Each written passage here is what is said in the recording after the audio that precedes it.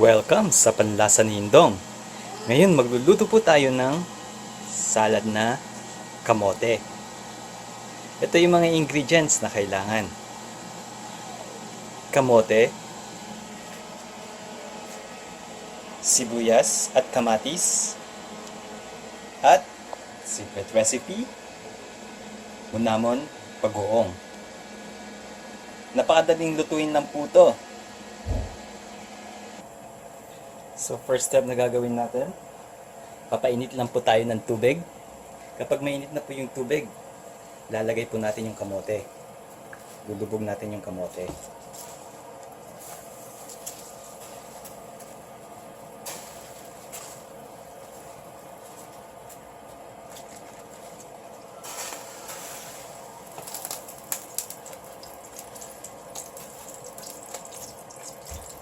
Okay.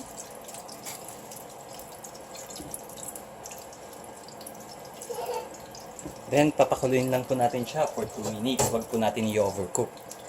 Takpan lang po natin.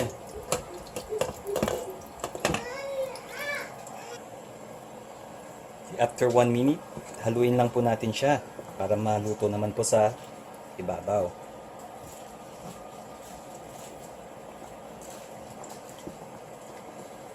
Ayan. Saka ho ulit natin takpan.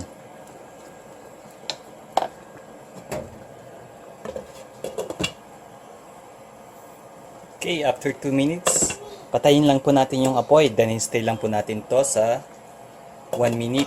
Takpan lang po natin at tanggalin po natin sa apoy. Saka po natin, i-dedrain. So, ito na po yung kamote natin. Pwede na po natin ilagay yung sibuyas at yung kamatis. And, sabay na rin po natin yung bagoong.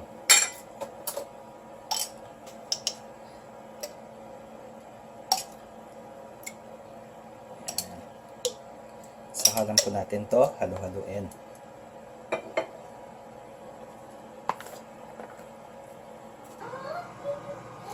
So, heto na po ang ating kamoteng salad. Sa mga ibang ingredients na gusto niyo pang panlaman, pumunta lang po kayo sa Panlasa ni Indong. Maraming salamat po.